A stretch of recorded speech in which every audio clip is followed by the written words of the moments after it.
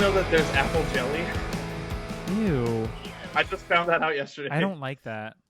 Do you like the apple jelly? No, I never tried it. So we were all really stoned on, and it was me, Cody, and Brian, and we were just on the Smucker's website looking at the stuff you can buy, and all the different jellies you can buy and shit. They had apple jelly.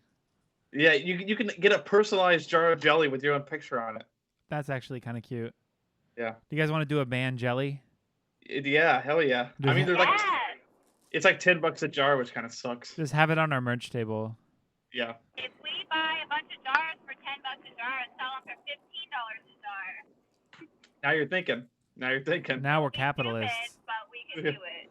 You can also get Jif if you're more of a peanut butter boy. Oh, or I'm girl. more of a peanut butter boy. Me too. Okay. So I'll then, just I'll just eat spoonfuls of peanut butter. That's the thing. same. Peanut butter Yeah, and graham so- crackers with a cup of milk? Fucks. Yeah, that's true. Sometimes I just get the Ritz and Oh I my just like God, dip it in the peanut butter. Oh, yeah, that's good too. Ritz and, yeah. Yeah. What, Shelby? What's going on? Oh, a light just turned on in my car, so I'm just having a meltdown. What the fuck? It's an exclamation mark. I'm chalking it up to the fact that I have new tires. Yeah, that's usually the when you get new tires, because that's like the tire the air light, right? I don't know. I just see an exclamation mark. Yeah, because usually when I get new tires, the exclamation mark air thing pops on because it's not used to Yeah, like it's not it hasn't sensed it properly yet, so it's kind of like, wait, what's going on? My car is like, wow, your car is driving so straight. This is wrong. So how's everybody doing? I'm doing better now that I'm home. Yeah. Good. That's good. I'm doing good. Very good. Eric? Yeah, I'm doing okay. I feel like I had not a stomach flu. I don't know what it was. My digestion was all fucked up this morning. So, ooh, that's a good background. But now I'm feeling better, which is cool. I officially started going to therapy, so that's also good. Well, that's good. That's great. Are you 29? Um, No, you're not 29. am I 29? There's a Cold Wreck song. That's Called like, Therapy. When I'm 29, I'll start going to therapy. Oh, that's right. That's great. Yeah, I'm a couple years early. But no, I'm good. I cleaned today, which is cool. We did a nostalgia episode last night, which was fun. Cool. What else is happening in my life? That new Mercy music song fucks. Oh my god, it's so good. Good. I I'm can't wait le- to hear the record. I'm legitimately I know they have 8,000 followers or whatever, but I really think they are one of the most underrated bands. Definitely. They make music that should be worldwide radio hits. They make music that, to me, and I don't know if they like or dislike this band, but in general, as far as fame level, reminds me of the music that the same vein that Dookie was for Green Day. I feel like they're making a caliber of that will blow them the fuck up. Uh-oh. What? Oh, you sounded like a robot for a second, but I do Oh. agree, even with the stuff that I didn't hear, because I fucking love them. Yeah, I feel like this record that they're about to put out is gonna be the one. Yeah. Somebody with some sort of credibility in the genre or in music in general. That's also a good background, Jake. It's the Lighthouse from the Lighthouse. Somebody with some sort of credible background is going to see them and be like, well, what is even credible background? That means nothing. But somebody with power is going to see them and be like, yeah, you're it. Let's go. And then they're going to just do it. And that's going to be it. Because they're musicianship wise, they're all so incredibly fluent at their instrument. Songwriting wise, it's so impactful and intense. And just from a catchiness perspective, what the fuck? It's just really good. Yeah. As a three-piece, nonetheless. As a three-piece, also. That's the best thing about him is that there's the three-piece aspect where you're like, fuck, man, how are you so good? When he plays those guitar leads while also singing, I'm like, go away. Yeah. I I always call it the Rush factor when it's a three-piece is really good because it's three super talented people all in one band. Fuck off. Yeah. So that's very much Mercy music. So yeah, I'm impressed. I'm also I've been impressed, but I can't wait for that record, especially if this single is a reflection of what could be on that record. That single Yeah. is so good. I just listened to it a few times before we got on again. And it's been a long time since they've released something. I think their last release was in 2018. Yeah, their last release came out Yeah. before Sad Girls Club even started. Yeah, so Yeah. this is long overdue. I know. They're so cool. And they're so nice too. They're just like good guys Yeah. and a good band. Man, if you guys are listening to this for whatever reason, take us on tour. Oh, are we recording? I started recording a little while ago. I'm gonna just cut whatever. I just that because that's I'll just hit recording and then end up cutting whatever.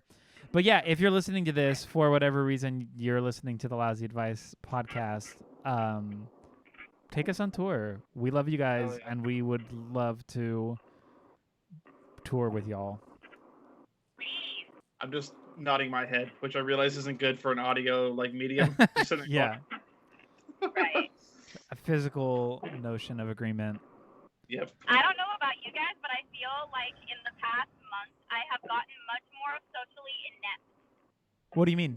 Like, Yeah, like I have can see a that. very hard time being, like, I really push it, especially because, you know, Sad Girls is releasing stuff, Lousy is perpetually releasing stuff, which I love.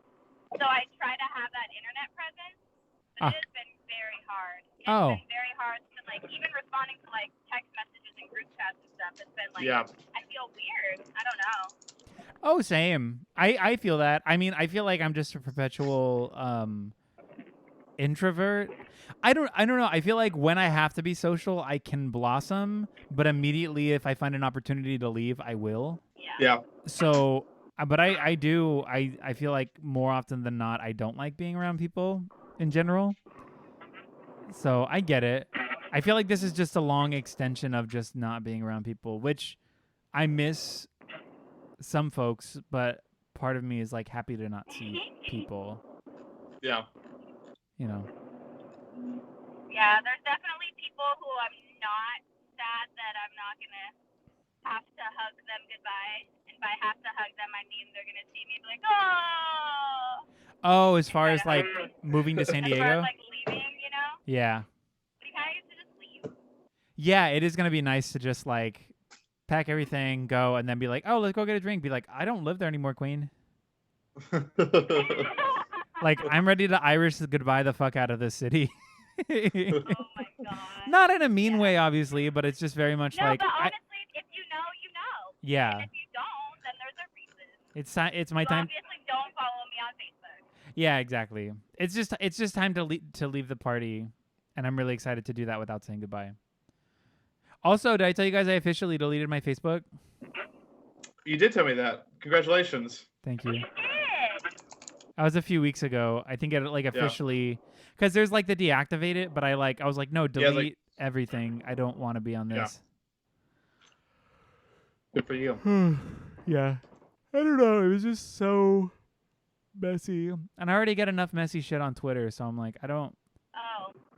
I struggle with that because from an anxiety perspective, Facebook gives me a lot of anxiety, much more than any other like platform. Uh-huh. But as a band perspective, I know that it's hard to be successful without all of the channels.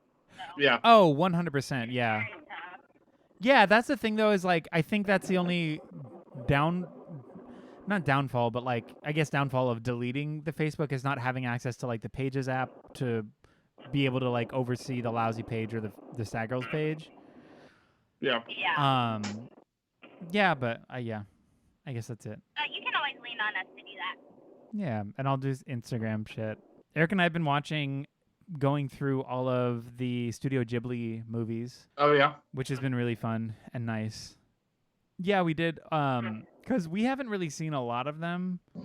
But I think previously we went and saw Spirited Away in theaters. And I think I'd seen Kiki's Delivery Service previously and Howl's Moving Castle previously, but both, like, it's been a long time since I've seen those. So we're going through. So we watched Castle in the Sky, which was fantastic. Yeah, that one's great. It's so good. Then we watched Princess Mononoke, which might be my favorite. That's probably the best one. It's fucking great. Just from It's not my favorite, but it's probably the best one. It's so good. And I was so surprised by the violence because I know it's the most violent or the most graphically violent.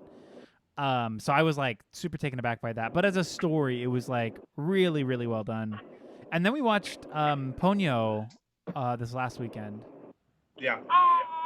Which is it was very sweet. I mean, it's kind of like, I don't know if it really had a story.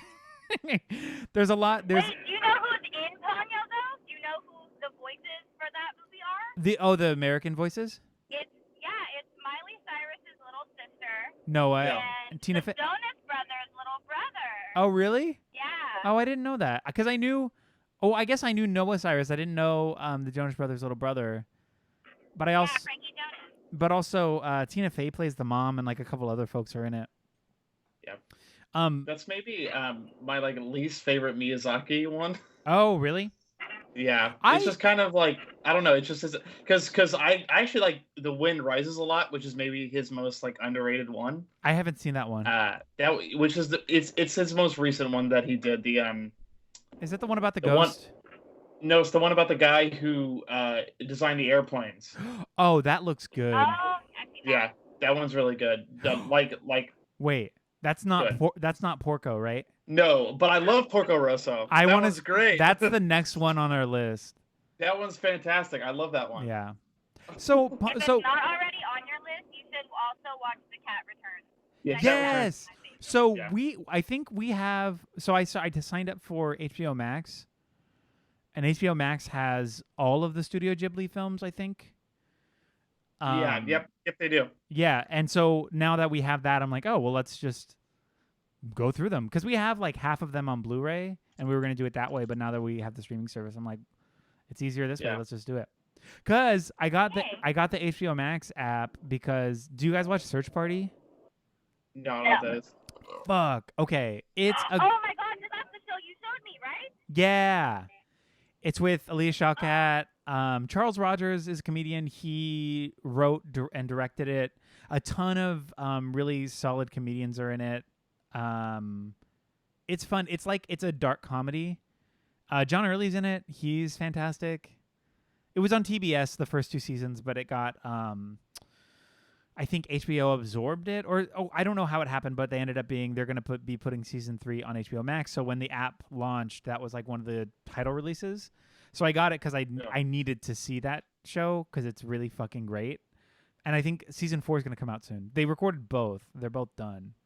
But anyways, it's a great show. You should watch it. Search Party. It's fantastic. I could not remember what that was called for the life of me because you and Eric showed it to me. Yeah. When I was staying with you guys for I stayed the night or something. Yeah. And we were watching it, and I think I watched like 6 episodes, and I totally forgot about it. It's a great show, right? Like it's so. It's great. It's very funny. Just that first season is just so like this girl is just so bored with her life and like needs something, so she ends up like.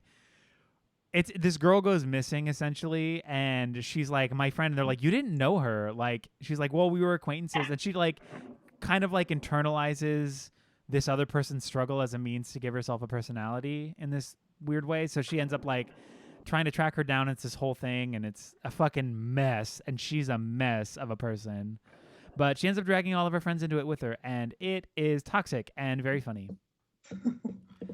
Yeah. And ultimately they end up all being like really fucked, but it's a cool show. Later, Cola Scola's in it, which is great. Sabrina Jalise is also in it. I think she also wrote an episode, which is great. John Early's ex-boyfriend, what's his name? Jordan Firstman.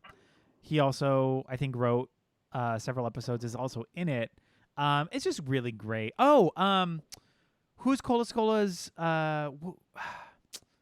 Cola Scola and some other gay did a YouTube series together. No, not Jeffrey. He was Tina Fey's nephew on 30 Rock, who comes to the city because he's gay. What's his name? Oh, I don't know. I've never seen 30 Rock. Jeffrey Self. Boom. Okay. Oh, there you Anyways, he's in it. He's also very funny. It's just a lot of really fun queer comedians writing a really fucked up show. I've been talking about the show a long time. Anyways, it's good. Yeah. Well, it sounds like you've been taking in a lot of really good media. I have. Oh, Yeah. and I'm jealous. I also finished my second drafts for my writing submission. Oh yeah. So I'm going to give them one more pass, and then I'm going to officially submit, because I've already done the essay questions and everything. And the submission closes on the 1st, so I've got a couple weeks. But I got a really good, I don't know. Do I have a really good feeling about it? I don't fucking know. What does that even mean? Like, whatever. I am really excited that I'm writing again, and I'm really proud of it. Jack, feeling good is relative. It is so relative, right? Like, what does that even You mean? guys, I'm losing. Yeah. Hello? Yeah, I keep hearing like the robot voices. Oh, yeah. That's because I'm a robot now. Yeah, he actually converted. Yeah. You know what? I can relate. I merged with the what's it called? You guys With are the cosmos. With Yeah. I merged with the convergence. Wait, not the simulation. What is? Fuck! I've also been listening to this dumbass podcast about conspiracies, and it's been really great. You're thinking of the what's it called? Conspiracies? No, the I was trying to think of the word you were thinking of. When robots essentially like outsmart humankind. Yeah. The convergence is The singularity. Singularity is the word. Nailed it. Yes, got it. Yeah, I have ushered in the singularity early because I was bored. So get ready, world. Anyways, I love a good conspiracy theory. Do a lot of good ones, like the Titanic, Finally, JFK. Oh, Titanic. Yeah, I've seen that one. It's great. About the switched things. Oh, they switched it for a different boat. It's like a different boat. Yeah. And it's like a tax write-off. Yeah. Yeah. There's that yeah. one. There's also a Mummy's Curse conspiracy, which I just absolutely adore. I think that's so fun and funny and just the most silly thing. I feel like all I do now is just read and ingest media, which is good. I suppose is good, right? I don't know. I need that because I feel like I don't ingest any media these days. Yeah. Except for right before bed. Well, if you want a good silly podcast about conspiracy theories, it's just called Conspiracies. It's on the Podcast Network. What It's was really that good. That podcast I listened to at work? That one that I was talking about that one day. The Dark Side of? Is that what it was? Yes. What is that one about again? I listened to one episode of that because I was like, it like popped up on my like Spotify, which I don't even really use to like listen to podcasts at all. It just popped up on my thing. And it was like what I listened to was like the Dark Side of Nickelodeon because they're doing like an all '90s theme for this season or whatever. So they just talked about what's his name's foot fetish. You remember what I like? They were doing stuff for like one time on Double Dare they used expired beans. Ew, that's... and it was like oh my god, like what a controversy. What? Like, how wild. and there's one where it's like the games on Legends of the Hidden Temple were really hard to beat sometimes. I was like, these are not dark side things. Like this isn't like the creator of fucking Guts covered up a murder or something like that. Like that would be like, wait, what? Like I don't want to promote violence, but give me that instead. yeah. Instead of being like Ren and Stimpy was crass sometimes. I was like, really, I would love to listen to the podcast Eric is listening to. Yeah. I mean, honestly, it's real good. I just listened to the one with you guys have heard of the Bohemian Grove? Yeah. So it's this place apparently in I forget which county. It's just north of, is it Sausalito County? Just north of San Francisco. Apparently, it's this like 24-acre plot of land called the Bohemian Grove that has been there for like the last 100 years. Apparently, it's where politicians go to get away. It's like a boys' club. Politicians go, and it's supposed to be like revelry or whatever. So because it's so secretive and only certain people are allowed into the club, it has all these like conspiracies tied to it. One of the most notable theories is that is the first place there was conversation about developing of the atom bomb, and it's actually where people are speculating the Manhattan Project was initiated amongst nation leaders at the time. Wow. Yeah, which is it's like all fucked up. That's like the biggest one. One of the others is like they sacrifice human lives and all this stuff. Like I like this podcast because oftentimes it like it'll give you one relatively realistic conspiracy, and then the other one will be like, and this one we'll find out if this man's actually a werewolf, and you're like, damn, let's do it. Like, this is silly. So some are silly and some are real, or not. Like, what is even real? But what is reality at this point? But there's a lot of good stuff. I don't know. I like discerning, or I like conspiracies because I think it's fun to poke holes in what is generally acceptable truth. But not doing it to the point where I'm just like, this is real, this probably happened. Because, like, again, what is reality? Like, I love a good story. I love a good naysayer. I love a good, like, alternate take. Not to say I like devil's advocate, because I think that's gross. But Yeah. And just perpetuates white supremacy and power. But I do think that when it comes to conspiracies, it's all just stories, right? Like, nothing really holds weight as far as validity, apart from the ones I will fully say the government just kills people when that person is, like, inconvenient. I think that that's true. So, like, the assassination ones, I'm like, oh, for sure, that's real. But everything else, I'm like, oh, I don't know if I believe this. It's kind of like the it's kind of like the cryptid thing, right? Where it's like, if cryptids exist, that would be like the coolest thing in the world. So you want to believe it, because it's like if a Mothman would be sick, like, if that was real. Honestly, true. Like, absolutely, I love conversations about cryptids just in general. Like, how, like, the Jersey Devil, how fucking scary is that one? Yeah, that one is cool. It's cool. so cool and so scary. And, like, again, you got Mothman, you got Loch Ness Monster, you've got Sasquatch or Bigfoot or whatever, depending on location. You ever see the so there's a California one, right, that I'd never heard of before. It's like hill people or something like that. Like, hold on. Ooh. But it's like a non-dangerous one or something like that. It's like really weird. Do they just look at you? Yeah. Oh, they gross. Just, like, stare at you. At that point, I'm like, throw something at me, because this is terrifying. Because this is weird. Like, I need you to break the tension. Throw something at me or leave, because I don't like this strangers staring match. They're called the Dark Watchers of California. The Dark Watchers? Yes. Wait, that's not the little... Is it the little trouser pants ghosts? No, it's like people that stand on, like, a hill or, like, a mountain and just stare at you. See, that to me is more scary, because that just feels like people who are hiding in the night and not necessarily a cryptid. It just seems like dangerous folks. We're really going down a rabbit hole here. Go. What makes it weird is they're like Native American poetry and writings that talk about the same phenomenon of, like, seeing these things, like watching them from, like, far away on hills and mountains and stuff like that, specifically in this, like, region of the world. Hell yeah. Hell yeah. We'd love to see it. I love that shit. Do you guys know the Fresno Nightcrawler? No. Dude. Oh my God. So the Fresno Nightcrawler, this is the pants ghost that I was talking about. It's been caught on camera several times. They haven't been able to disprove it as a hoax because they don't know what it is. Anyways, it looks like an owl wearing big pants, but pulling up the pants so it looks like they're walking on stilts.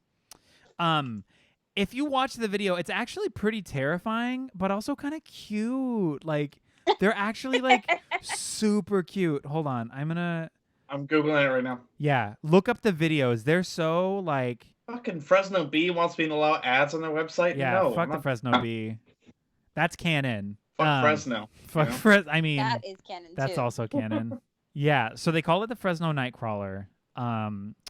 Very cute. I don't know. I just think they're hella cute. Like, they're kind of scary, but they're more just like little owl puppies. But again, like, they haven't posed a threat to anybody, right? Oh yeah, it looks like a pair of pants just walking. Again, the pants ghost. It looks like a pair of pants with big eyes. Yeah. Isn't that weird? It's really strange. I know, and that's why I'm like, oh, they look so, like, malevolent and kind of unobtrusive. They just look very, very chill, and I'm like, I could. Honestly, I love a chill ghost. Like, a ghost who, like, poses no threat and who really just, like, wants to exist and talk. I'm like, let's go. Like, I know you can't pay for therapy. Tell me your story. Like, I want to know about it. So, for me, the Fresno Nightcrawler is cute, and I think the Fresno Nightcrawler being a cute ghost entity is canon. Oh, man. Yeah, I really like cryptids in general. Yeah. They're one of those things where it's like I want to believe in it, and then like it would be so cool to be like really bought in on it. You know what I mean? Yeah, like It would be sick to be bought in on it. Like, wait, bought in? What do you mean by bought in? as in bought in by being like, I'm out here in the woods because I'm 100% convinced this is a real thing. Oh, Like, okay. to be Like that dedicated Sasquatch to people? it. Yes, like that kind of thing. That would be great to be in that. I dated.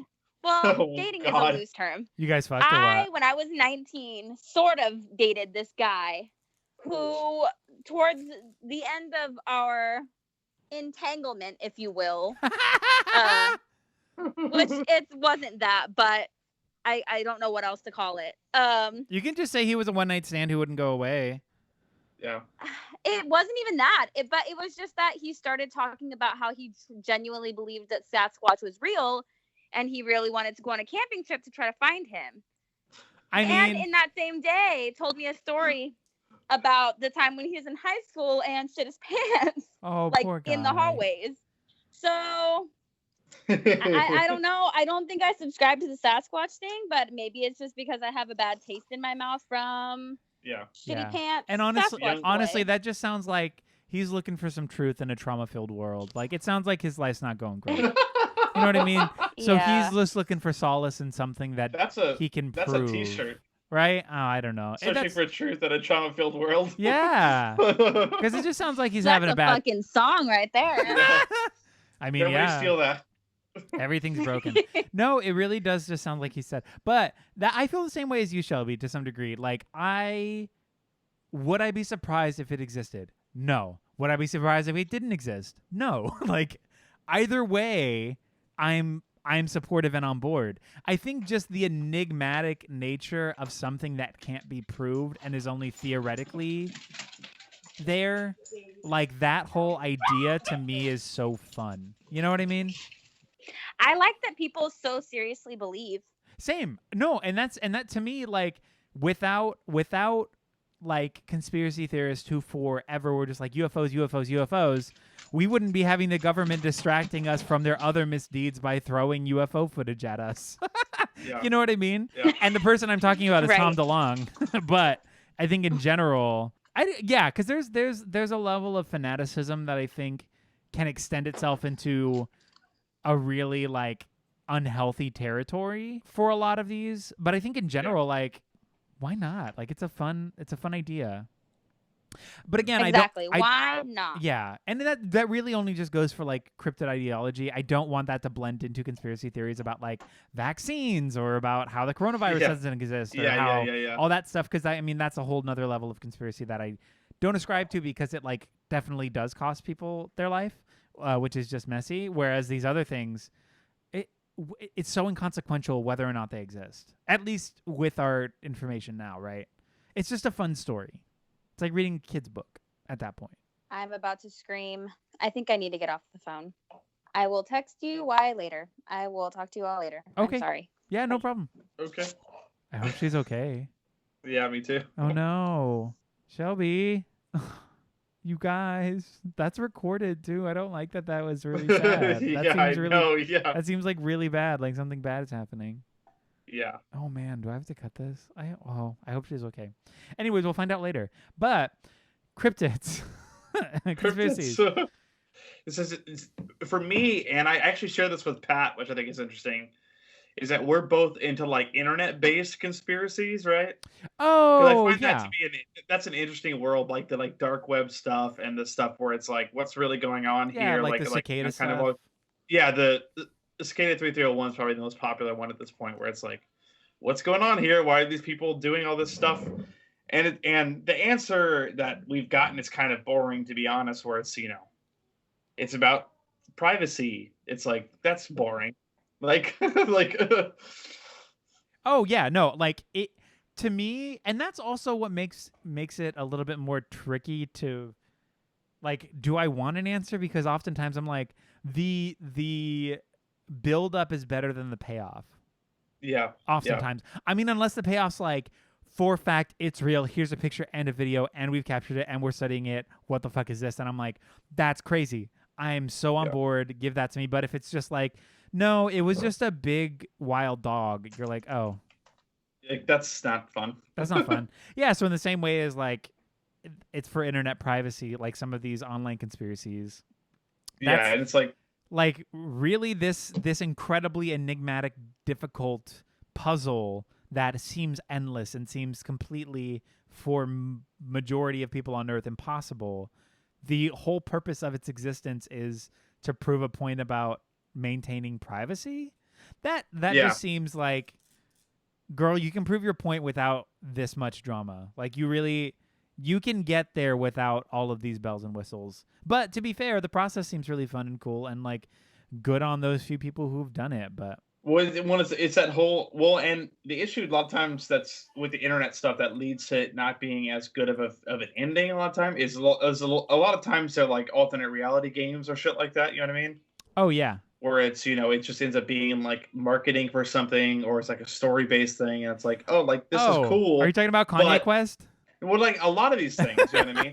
The Kanye Quest thing is kind of interesting. That one's like, what the hell's going on here? That one was like, fucking wild, though. Because it's not even finished yet, or at least nobody has this for sure answer at the end of it. You know what I mean? To be like, what is this about, really? Like, yeah, what is this? What does this mean? Yeah. Yeah, because then, like, cause some of those specifically will bleed into sort of cultist territory, which then becomes its own subset of like superstitious.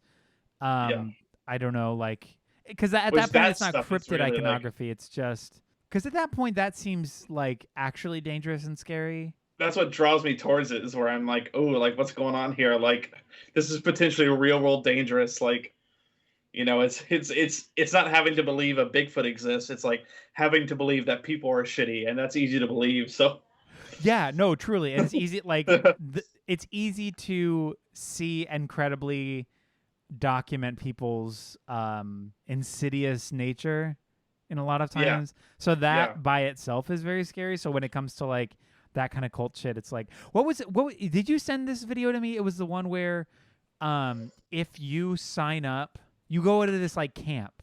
It's like a summer camp. Oh yeah, that was weird. Yeah, it was like a Reddit story that somebody told. Yeah, and they kept like stalking the person, and they had to keep moving. Yeah, because when they were there, they like weren't allowed to have their phone. They weren't allowed to have their clothes.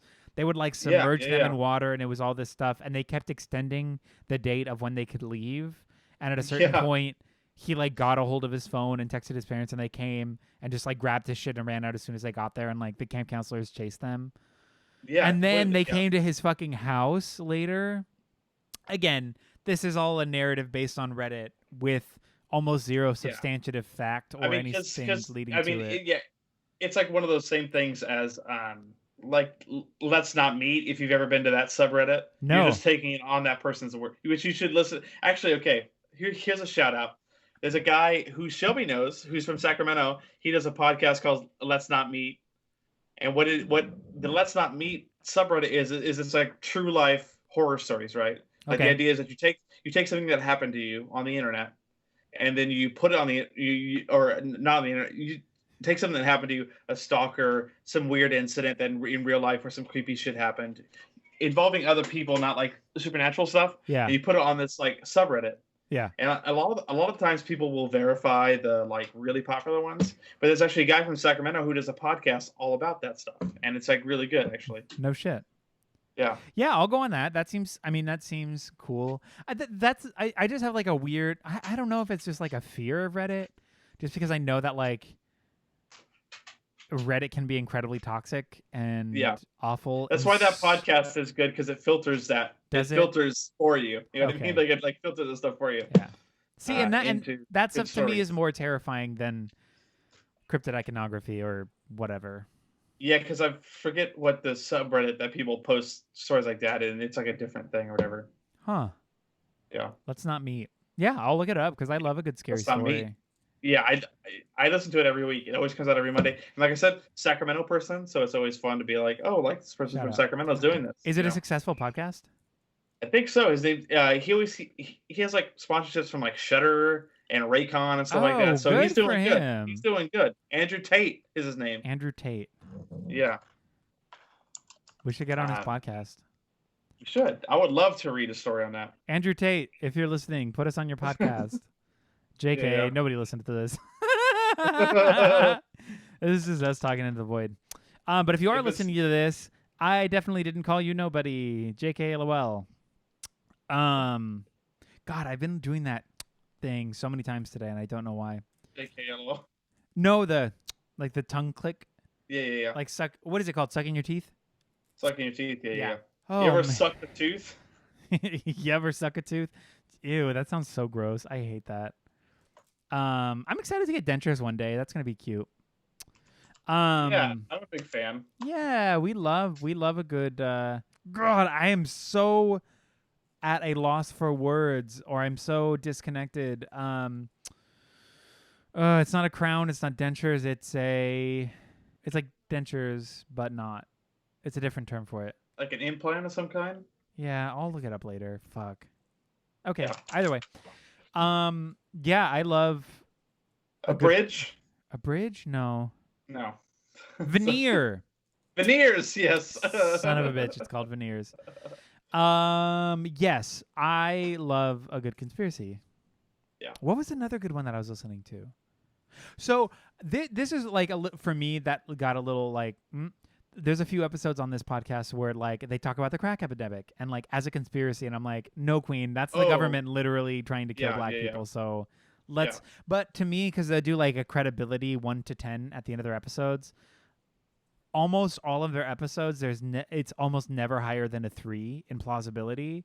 But for the crack epidemic episode, they're like, this is about a 9. Like there's almost no evidence that'll refute the fact that these things happened and that the government covered it up and they intentionally chose all that stuff. So I'm happy that they at least weren't shitty white people about it and was just like, well, really, there's nothing really to go off of, and I believe the government's telling the truth. Like, okay, sure, Jan, no thanks.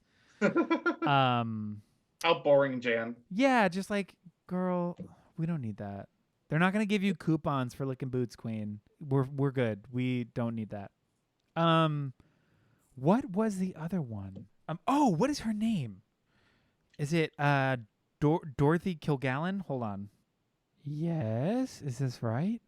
Yes, this is her. Oh, cool. Okay. I know very little about her life in general. Oh, can you hear me still? Yeah. I know very little about her life in general, apart from what I'd learned from the podcast. But she was on like What's My Line? She was I guess she got her first writing gig at Newsweek. She was like a credited journalist, American journalist. She had a lot of like ties. She knew, I guess Frank Sinatra hated her because she was like trying to uncover his ties to the mafia, and subsequently the mafia's ties to the government, and how they're kind of all working together and like helping cops and all that. She was trying to dismantle that shit early on, which we love to see. And I guess we do love to see that. We love to see. So this conspiracy with her is essentially, did the government kill her for investigating the assassination of John F. Kennedy?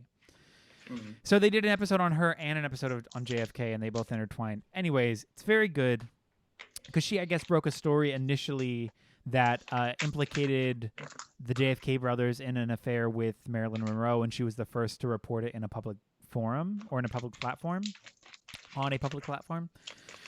And so she started getting all these threats, and she was like, I'm going to break the story. She's like, I'm convinced that Oswald didn't kill JFK, and that it was Jack Kirby who killed Oswald. Jack Kirby was hired by the government, or like all this stuff. It's all, again, I don't want to sound wacky on this podcast to some degree, but there's a lot of evidence that stacks against the government in this way, where it's like, it feels pretty obvious that like she was murdered, because she was found after she had publicly printed the story about Monroe. I think it was like within the week was when Monroe was found dead. Yeah, really, yeah. And she was found dead having overdosed, or it was like a deadly concoction of alcohol and barbiturates. In where was she at? She was in Tahoe, right? Was she? I think so. Yeah. I don't remember where she was. She in Tahoe? I thought she was. Yeah. I'm not looking at it right now because I really don't want to be. I don't want to be incorrect. Yeah, I thought she was found in her home. I thought so too. Yes, she was. Yeah. Oh, okay. Why did I think Tahoe? That was really weird. I was like, that's a big stretch. Or not a big stretch, but like that seems out of nowhere. Yeah. Maybe. No, but so she was found in her home in sort of the very same way that Dorothy Kilgallen was found in her home after having a deadly concoction of alcohol and barbiturates. So it seems like that was a fun way to kill people at the time. to frame it as if it were just an accidental death, which is incredibly convenient for somebody who is trying to shed light on something that felt very insidious. I love the word insidious. Oh, I love it. There's a conspiracy she died in Tahoe and was moved to her home in Los No Angeles. way. I knew that was in my brain somewhere. I was like, why did I think that? Do you have more info on that? What else is that about? Well, it says right here that at the Cal Neva Resort Casino on the North Shore of Lake Tahoe, regaling tourists with tales of the glory years from 1960 1963. This was the place the Rat Pack called their home away from home, straddling the border of Nevada and California and offered taste of Sin City. Cabin number 4 is where Dean Martin, Bobby Kennedy, Sammy Davis Jr., JFK, anyone who's a close personal friend of Frank would stay in that cabin. Number 4, in cabin number 4, Marilyn Monroe used to stay in cabin number 3. It was known as the girls' cabin. I was sitting with Frank outside Frank's bungalow when a limousine pulls up and a gorgeous woman. Yes, so they think that she was killed by the mob there, and then moved to her home in Los Angeles. No shit. Yeah, that's interesting. Because I remember thinking that. I remember. I was like, why would I have that idea in my brain? And so I like Googled Marilyn Monroe Lake Tahoe, and it was like the first thing that came up. Huh. What? Yeah, that's wild. I would like to read more about that. That seems interesting. Yeah, they did an episode on Tupac too, which I thought was cool. Yeah. Just the conspiracy that he's still alive and living in Cuba. That was on that Dark Side of podcast. It like rolled over to the next episode before I could switch it, and they were doing 90s hip hop, and it's like the two whitest sounding people in the world being like the East Coast West Coast rivalry. Like, Tupac Shakur was riding in his car, like, and it was like, oh my god, like this is not who I want to hear talk about this. Yeah, them talking about gang relations, and they're like, yeah. That's very it's just the whitest version of the story. Oh yeah, completely. The whitest retelling. The West Coast rappers thought they didn't get the respect the East Coast rappers did. Like in any event, it's what they would call at the time beef. And you're like, oh, yeah, okay. Yeah, pretty much. They had street beef with each other. Yeah. You're like, okay, all right. Yeah. Shirley, get off the clock. Yeah, please get off. You need to clock out and go home. We're done. Man, what other good ones? Obviously, there's the moon conspiracy, which we love. Yeah, which that the moon is flat. That the moon is flat. I'm just kidding. There was I related to that. I just rewatched The Shining and Dr. Sleep. That's obviously very related to the moon conspiracy because there's the whole thing about The Shining being all about him. It's faking like a moon landing. Yeah, it's like his It's like him cryptically apologizing for lying to the American public with the moon landing. That's the craziest thing ever. If you've ever seen that documentary, Room 237. Yeah. Yes. It's so wild. I loved it. I loved Room 237. It's good because it's like crazy people, and you're like, oh, like you're really unstable, like in like a weird way. Yes. So to that effect, I mean, there are some relatively compelling points in it, but for the most part, it just felt very like not all over the place, but very, very. It didn't really hold much weight apart from hearsay. So to me, them sort of quote unquote exposing these big things in this documentary, I was like, this is just great to watch. Like I'm enjoying myself. Yeah. I'm loving all of this theoretical nonsense. I'm on board. Like, tell me the rest. I'm so like, I would love to hear the rest of this story. I think if Kubrick had never put Danny Torrance in an Apollo 11 sweatshirt, we wouldn't even be talking about this. Yes. Like, and that's 100% what made people go like, wait, why is he wearing that sweatshirt? That weird knitted sweatshirt. This is Apollo 11 on it. Yeah. And that's pretty much and I've been on record a lot. I don't even like The Shining really at all, like the movie. Really? Yeah, I don't like it at all. Why? The big tell me exactly why you don't like it, and then why you're wrong. A big part of it is Jack Nicholson's performance. I think is really a bad version of that character. Ooh, go off. Did you read the book? Because I'm a huge Stephen King fan, right? Okay. I love Stephen King, and I think that book is great. It's not his best book, but it's a great book, and it's about a character that is, the character of Jack Torrance, right, is supposed to be a tragedy. He's supposed to be a guy that has screwed up in the past, is trying to make up for who he is, right? Yeah. but isn't off kilter and isn't kind of weird and isn't kind of it's as he gets crazier and crazier, he's supposed to be a tragic dude. You know what I mean? Like he's supposed to be a guy that is his descent into madness is supposed to be something that you feel bad about. And in that movie, the way that Jack Nicholson plays him, it's like he's like crazy from the start. Like immediately you're like, this guy's weird. Oh yeah. like it's supposed to be a normal dude that as you see him become more and more unhinged, it's like disturbing. Yeah, you're seeing a generally level-headed person descending into madness, not like But you know what? And I don't mean this in like a negative way, but I feel like that's just Jack Nicholson's face. Like, well, I mean that's and that to me is it's like the downfall of him as an actor because he started playing into this particular type from that point forward. Yeah. You know what I mean? Like where it's like, oh, like he's always that crazy guy. Because to me, even seeing him genuinely smiling in a pleasant way feels, and I'm gonna use the word again, insidious. But again, that could just be hindsight. Like what I think of Jack Nicholson is sort of insidious character work. Like a little wild, a little scary, a little evil. Like that's just a lot of his characters to me. So maybe now whenever I just see him physically smile generally, I'm just like, oh, you look scary. You're weird. Yeah. But that just might be because, like you said, it's a lot of his roles he's known for are acting a little the crazy guy. Yeah. And that's my big criticism with it is that his casting was just a weird choice. You know, because like I said, it is supposed to be, you know, like the hotel is supposed to bring out the dark part of him, and they go over that in Dr. Sleep too, where they're like, the hotel took the dark parts of your dad, who is an otherwise good person, and amplified them to a degree that was not, you know, that pushed him over the edge. And Jack Nicholson's performance is not that at all. Like he's pretty unhinged from the start, so it's kind of like those things where it's like, oh, like, you know, yeah. Which is what? Wait, so you read the book?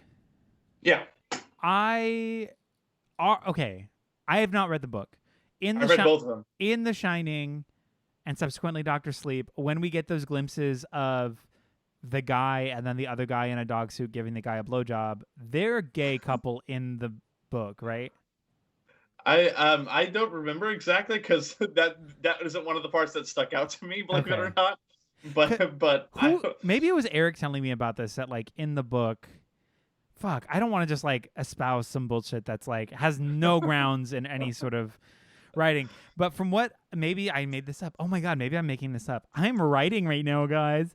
No, but from what I understand in whatever factless backing I'm going to talk right now, those two characters in the book, like one works at the hotel and the other guy is his boyfriend. And he like comes to the hotel just to like visit or something. And then the guy who works at the hotel is an asshole to him and like loves degrading him in front of others as a way that's like a non-consensual kink. And then the moment with the dog costume, he like makes him wear the dog costume as a means to make him sub or whatever. I think it's the hotel owner, actually. It's like the a owner. Former hotel owner. Oh. Yeah. Because that's starting to ring a bell now because of the whole like weird degradation aspect of it. Yeah, well, because to me, I'm just like, because from what I understand, it's like a non-consensual degradation, which is just a mess. But also, I love that the movie, and again, it was, what was it, 78? The movie's 80, I believe. 80. Like exactly 80. Okay. Yeah. I love the idea that this one moment we get a glimpse of these two characters and nowhere else in the film. One of the most reviling and scary aspects is that they're both men. Like, oh my God, they're gay. Yeah. Oh, fuck. Not gay stuff. And then he's a furry. Oh my God. Like, oh no. So it just seems like such a funny, like, bizarre turn of just making gays scary or equating fear with homosexuality. Well, I mean, and that's a weird difference between the novel and the movie, right? Is it's like in the novel, when you have that context, it like makes it a weirdly different thing because you're like, this is weird, like this is disturbing, like to see. But then in the movie, it's just played up as like, what? Like It's you know, like it's more of a glimpse. it's more of a confusing vignette in the book in a way that like, oh well, we know those characters, this is just a weird situation, whereas in the movie it's, I don't know who these people are and why is he a dog costume, or why is he giving him a blowjob, what is happening. Yeah. Yeah. Dr. Sleep the movie was It's pretty solid though. I did enjoy it. Yeah, I liked it a lot. It was phenomenal. Like, cause I like that book a lot too. And like I was saying in our group chat, I was like, I think it shows King's evolution as like a storyteller because it's more concerned about the trauma of the character, right, and Yeah. how what happened to him affected the rest of his life, and how that how that in turn will affect other people unless he changes what he's doing. You know what I mean? Like, Oh, 100%. yeah. And I love. And No, what were you ahead. saying? Oh, go ahead. No, the actor who played opposite Ewan McGregor, Yeah, she was fantastic. Like she fantastic. was, Yeah, she yeah. was so Really good. I loved just the, I guess the connectedness, or like rather, it's an acknowledgement of The Shining that they had and existed and like connected in that way, where like they could talk to each Yeah. other from afar. I was like, this is a great. I really love what's happening because I didn't read Doctor Sleep either. Yeah. I mean, canonically, I Good do novel. not It's read. good. So it is definitely fun to watch. Yeah. Especially like doing the recreating the scenes and also recreating the whole hotel. Like Yeah, all of the phenomenal. like all the sets. I will say that the like differences in between, like they made improvements to that story as opposed to, you know what I mean, like Detracting from it. yeah, because you know, at the end of The Shining, spoilers, at the end of The Shining book, spoilers, the hotel burns down, right? It gets burnt to the ground. Yeah. And so in the book, Doctor Sleep, which is a sequel to that book, they're literally just having the final battle in the cinders or in the like remains of the hotel. Like it's not like a fully realized hotel, and it's like just what's left of it. You Oh, know what I no mean? In the shit. snow. And it's like that's not nearly as visually interesting as being in the hotel again and like living and like walking through the hallways and doing all that stuff. You know what I mean? Yeah, literally Like that's recreating way more it. interesting. And then Yeah. also casting lookalikes for all the actors. Yeah. Like fucking wild. They Yeah. got a really good Shelley Duvall. At the end of the book, it's so funny. Like literally, Ewan McGregor's character and Jack, Yeah. literally just push Rose off of a cliff. Like that's how she dies. Oh my god. And then as they leave, like Jack waves, like peacefully as they like leave. It's like really bizarre. In the book? Yeah. Huh. Yeah, Ewan McGregor's Danny doesn't die in the Doctor Sleep book at the end of it. Unlike the movie. Yeah. But I thought it was great because it hits all the emotional beats of the book. It hits the emotional story, you know, because the best scene in the movie, and in the book too, is the AA scene where he's up there and he's talking about like this is what my dad wanted. Like I sat and saw my dad with one of these chips, and he was trying to be a better person for me and my mom and all that stuff. That's like the best scene in the whole movie because it's like really like the most emotionally complex thing where he's like trying to reconcile like everything that happened to him, and then also talk about like I understand now like why he was so fucked up for a long time, and like all that stuff like that. You know what I mean? Like it's Oh, a really yeah. good scene. Yeah. It's also like a nice expositive scene without it being incredibly ham-fisted. Like it's not, you're getting a very clear picture of like the residual trauma of having grown up with Jack Nicholson as your dad or the character or whatever. Yeah. Yeah. And all of that, and also dealing with your own stuff and like trying your best to be better. Yeah. So you're hearing him essentially explain what he's doing in this movie in a way that doesn't feel like, oh, he's just explaining his character. You know what I mean? This is the theme. Yeah, like- it's not it's exposition without being so like, oh, this is bad writing. Like Yeah. it's like yeah. it's definitely a show not tell moment when it could have been just a tell moment. Yeah, completely. Yeah. And that's what I think because Mike Flanagan, who did who adapted it and directed it, is like he's like absolutely phenomenal. Like he's like the King guy now. He's like the Stephen King guy now. Is he? After Gerald's Game and Doctor Sleep. What else did he do? Like I said, he did Gerald's Game and Doctor Sleep. Those are the King things he's done that have both been really good. Did he do The Outsider? He didn't, but that Oh. show was really good. That show was good. I do. But he did Haunting a Hill House, which isn't King, but that's also very good. You know what I mean? He did that.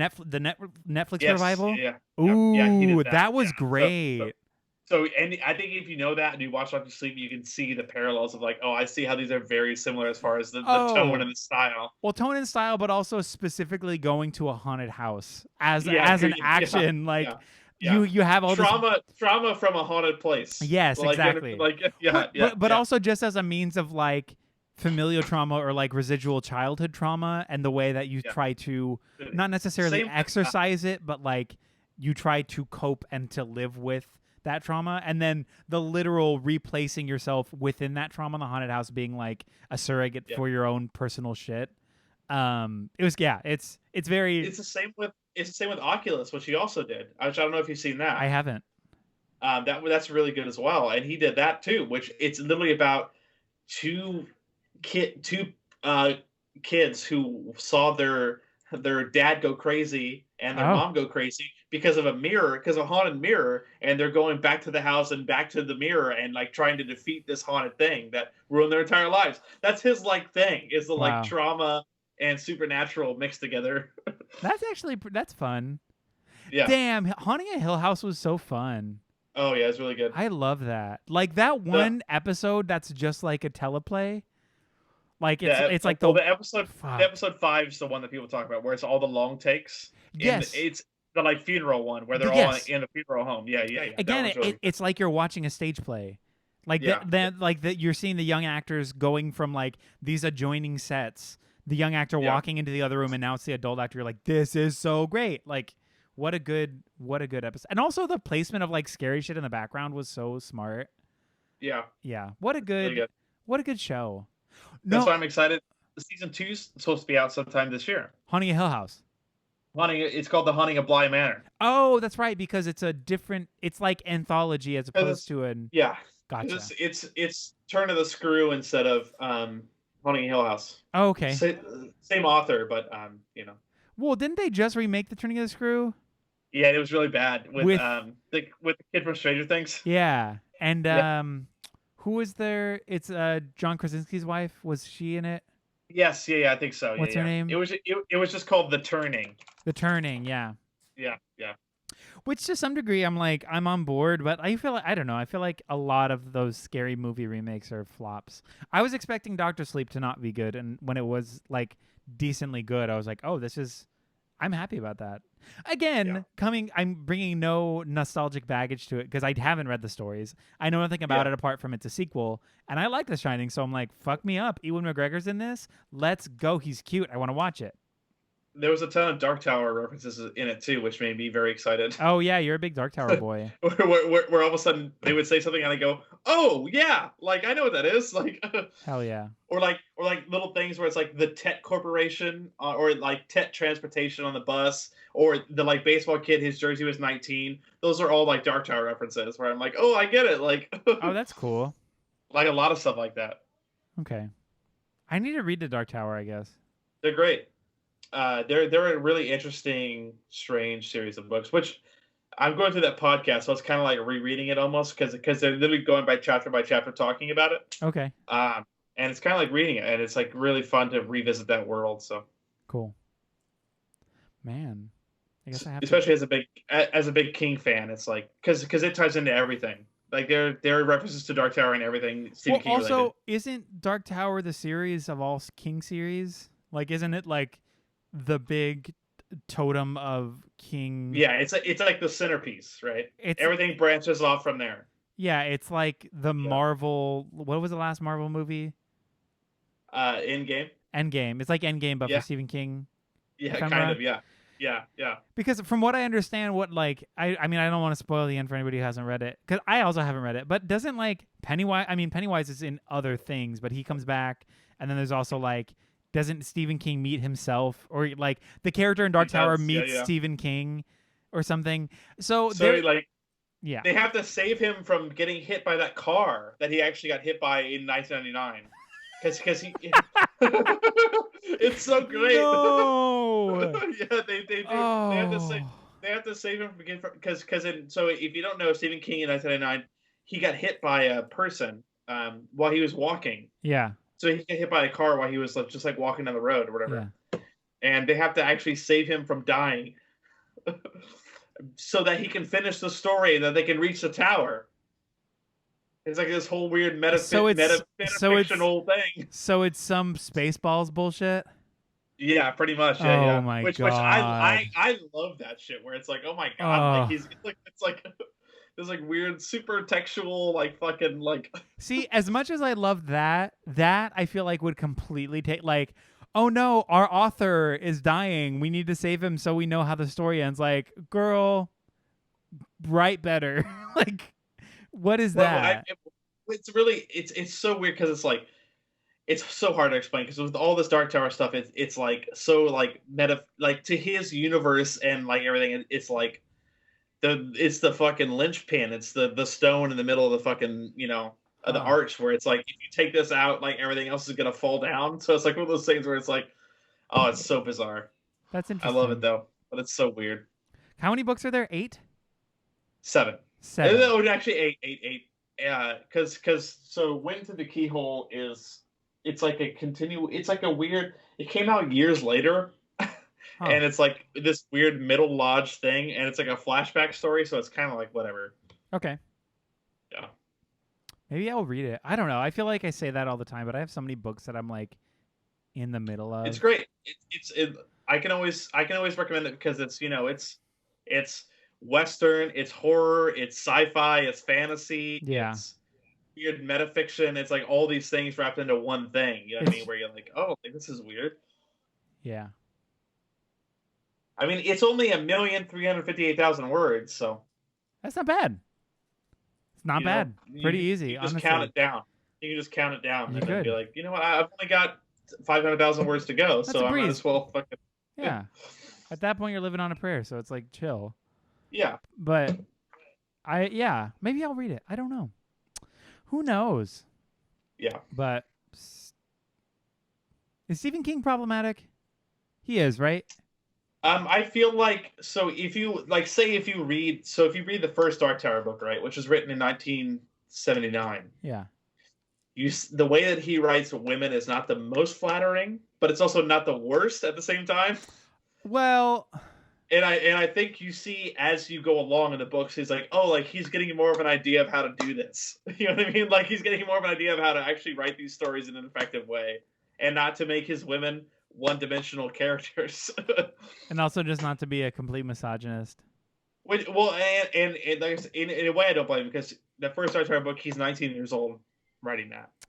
He's a 19-year-old in 1979 writing a book that has a cowboy in it and women. So it's kind of like one of those things where it's like, oh, like I can see where you're like gonna fuck this up in some way. Yeah. See, I might actually have a big problem trying to get through that. Yeah. I might really struggle. And you know what? And the way that I think that it's problematic, and I don't mind putting this on record, is that it doesn't pass the test of like, do any of these women have any motivation outside of men? You know what I mean? Oh, like it's that kind of writing. You know what I mean? Like it's not an issue where it's like, it's like they're like characterized as less than. It's just one of those things where it's like they have no motivation outside of the men in the story. Yeah. Like it's just at that point it's less problematic and more shitty writing. Yeah, because you're just exemplifying a patriarchal narrative, and therefore any women within the story are only really there to serve the narrative of the male characters, or specifically a male character. And then I'll say in the next book, he writes a character that is a female POC disabled woman, and it's my favorite character in all the books, and he writes her really effectively. So it's like one of those things where it's like, oh, like like you've learned a lot because it's like almost 10 years between the first and the second book. It's like in like 10 years you've learned a lot of how to write people finally, good. like with actual motivation and actual things that they want to talk about. You know what I mean? Like it's a really weird thing. Should I do audiobooks? I've wanted to get an Audible subscription. Yeah, I'm kind of feeling it because like I love just putting on podcasts and spending my time because like I think getting stuck watching TV can sometimes be a snore. So like just putting on that and then like doing chores or something feels good. Yeah. So maybe I'll do it on. Yeah, Eric was talking about doing it. Maybe I'll do it too. Yeah. Yeah, I like some audiobooks. Because I used to have an Audible subscription. Uh-huh. And I kind of want to re-up it again since I have more time to listen to stuff at Your work, job. At my job, my ding dang job. Your job.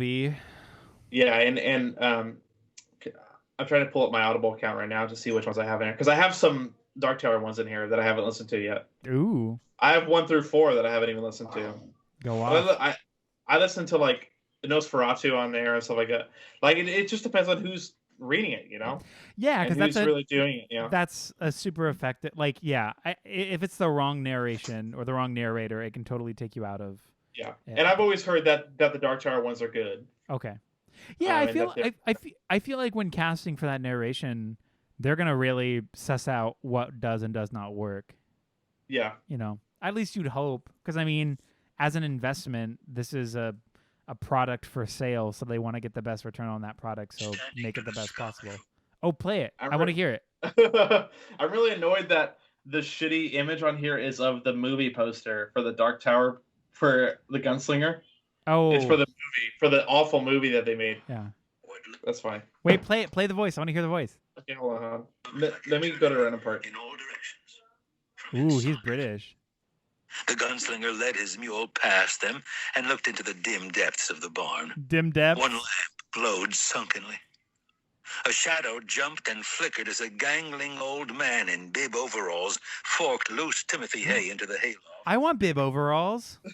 One thing I love about King is that if you are looking to improve your writing skills as far as description, he does a great job. Oh my god, he's the best at it because he will over describe everything. I hearing about second only to Tolkien. Oh, yeah. I like from what I understand is his writing process though, where he'll write a story, put it away for a year. He won't look at it, won't revise it, and then he'll come back and be like, "Oh, what is this thing?" It's like forgetting that he wrote it just so he can be objective about revising it. And his book on writing is really good if you haven't read that either, and you're also want to write. That book's really good as well. Is it? Yeah, because it's just his philosophies on writing and a lot of the things that he does. Like one of my favorite things that he does that I think is an effective tool is that he'll intentionally write his characters into situations that he doesn't have an idea of how they're going to get out of, and then has to come back to it and go like, how do they get out of this? And then force himself to be creative and be like, well, see, that's my favorite effective way of to write television. Like the most for me compelling shows are when they don't know if they're getting picked back up for another season. So the end of the season is very complex and rough and like, well, this is kind of a finality, but also if it gets picked back up, we got to write out of it. And then seeing how when the shows inevitably do get picked back up, how you write yourself out of that corner. Like those to me are the most effective and most compelling too, because it seems damn near impossible. But then the fun ways of getting out of like, this person murdered somebody, what's going to happen next time? And then how is this person going to evade trial or whatever? Like it's interesting. Yeah, I like it. Yeah, he's one of those writers that does that, and that's why he's like one of my favorites because it's just like he does stuff like that, and he'll, challenge himself to be like, how do I give these people a real, true challenge that I can't even figure out right now? Yeah, like that. That's such an effective tool in your writer's toolbox. Would you say he's king? Oh, I would say he's the Stephen King, even though I think wow. Even though I think his like son's a better writer, he's still my favorite writer. Ooh, go off, slam it, dude! I'll go off all day. Slander the family name. At least his son knows how to end a fucking story. I mean, that's not something that I was gonna bring up, but yeah, the ending of The Outsider was not good.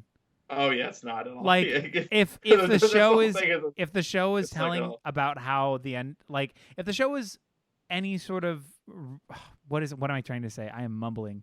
If the show did the book justice in the way that it told that story, that ending is bad. Yeah, it's because like a lot of the things just like fizzle out a lot of the time, right? Yeah, there's no apex of action. It's just like the monster dies and then they go about their day and be like, one day it might come back. It might, credits. Like what? What? Yeah. Like that's so boring. And for something like Yeah. The Outsider, that's so compelling and scary and like, oh my god, those That first episode of Outsider is fucked oh my god. up. Yeah, Oh, yeah. that first the first episode itself was so thrilling, but even like the subsequent episodes, or at least the episodes with Jason Bateman. I was gonna say Derulo, but I know Yeah. that's not right. Yeah. Jason Derulo. You were thinking of Cats, not I was Outsider. thinking of Cats. I'm so sorry, y'all. I was thinking of his TikTok. No, but yeah, like what a bizarre start to a story, and then he's like gone, and you're like, what the fuck is this show? Like, What's such a good hook, right? To be like, this guy's accused of this horrific crime, and it is horrific. yeah, Like the detail, and that's what King does a lot. It's like horrific details of a crime or something that's happening that you're like, oh my god, like. well, with the show specifically showing like he's on trial, he seems innocent. Everybody seems to think he's innocent, but they're intercutting that with like video of him covered in blood, like getting in a van and looking so, and I'll say it again, insidious. Yes. Looking so disgusting and scary. Yeah, But like that scene of when he's walking out of the woods and there's that kid there looking at him, Yes. and his whole vibe in that scene is like, whoa, bud, It's- like what the hell's going on here? It's terrifying, and that's what I Yeah. mean. That's why it was so compelling. And then, what's her name? The detective. Her character was just great. Yeah, incredible. It was just a great character story. is in a couple different books too. Yes, she's like Yeah. that character is She's in recurring. the Mr. Mercedes books. Mr. and stuff like that. Mercedes, Yeah. Mr. Mistopheles. Mr. Mistopheles. Oh my god, we're back to Cats again. Yeah, Cats is canonically a King property, I think. Yeah. The Cats Angela exist. Weber, too? The Cats exist in the Dark Tower universe. Yeah. It's fact. Oh, definitely. Yeah, Canon. yeah. And one of my favorite things about King as a writer, and I don't know if this is a good idea or not most of the time, is that he will never ever say he drank a soda, right? He'll say he drank a Coca-Cola. Like, he has to name drop real life things in all of his fucking stories. It's never they watched a movie, it's they watched Maximum Overdrive or something like that. Like, he will never, he's so brand specific and has to name drop everything in his writing, and it's so bizarre. That's funny. And when you notice it, you can't unnotice it. One of those things where you're like, man, like he really had to say Texaco. He couldn't say they stopped at a gas station. Like, well, I think part of that is just painting the picture more. I like that. I like being like, oh, they watched a movie. I mean, it's well, a what good movie thing. was it? Yeah. But then a lot of times, what's cool is he'll work that into the text, or at least the narrative of the text, where it's like, oh, what does it mean? What does it mean that they're watching Wizard of Oz? Like, why are they watching that kind of thing? And then later on, they'll be like, oh, that's why. Like, yeah. You implement some sort of like piece of pop cultural ephemera as a way to like explain or sort of compare narratives, where it's like, if this structurally is a rip. So it's like if in Snowpiercer, one of the kids was watching Wizard of Oz or Charlie and the Chocolate Factory on the TV. You'd be like, this makes perfect sense. Like, great movie. But just narratively, it's incredibly similar. So if you're playing off those tropes, it's a fun like Easter egg type thing. I want to rewatch Snowpiercer. This is now the writing podcast. Yeah, I guess so. Jesus Christ, look at us. I do want to rewatch Snowpiercer before the show comes out. The show is out. In it's fact, the first season of the show's done. Jesus Christ. Really? Yes, 100%. What platform is it on? It's on TNT. Characters Welcome. Yeah, Characters Welcome. I only see it because AEW, which is a wrestling show, is on TNT, so I see advertisements for it all the time. Really? Yeah. Wow. Yeah, eight episodes already out. Who the fuck am I? Like, actually, no, 10 episodes out already. What a mess. You know what? It just finished this week. Really? Okay, I'll watch it. I'm gonna watch it. I'll watch it. I'm gonna watch it. That's just what I'm gonna do. You know what I am watching that's incredible? What's that? I May Destroy You. I don't know what that is. Oh, okay. What's her name? Let me look it up. She wrote Chewing Gum, and she was on Chewing Gum. Did you watch Chewing Gum? No. If you haven't watched Chewing Gum, it's so funny. Oh my god, what is up with my device right now? It's a comedy drama on HBO. Michaela Cole. God damn it. Yes. Michaela Cole. Yeah. It's such a good, like, it's so she's writing from like an experience that she had, but also just as a writer, she's fucking great. And then also she's, I believe, directing it and starring in it. So like, It looks like it, yeah. yeah. So like writer, director, and star of this fantastic show about sexual violence.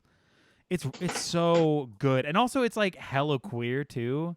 That I didn't expect it to be as queer as it is, and like it's just I'm so in. It's really great. If you're not watching it, HBO Max. I'm not trying to like plug this because I'm not getting paid for it. Also, hashtag not a sponsor. Hashtag not a sponsor. But HBO Max is kind of like it. Like I don't know. They have a ton of cool stuff, and Michaela Cole is just. If you haven't watched Chewing Gum, she is so funny. It's such a good show. But this show is also canonically fantastic. Yeah. So if there's anybody listening to this podcast, go watch I May Destroy You. I think its 7th episode is airing on Sunday. I am only 5 episodes in, so I need to watch the 6th episode. But it is gorgeous. It's a great show. It's great. It's a good show. It's a great, good show. Nodding my head again, which is a bad idea. I know it sounds like I'm just like talking at you, and you're like, I'm just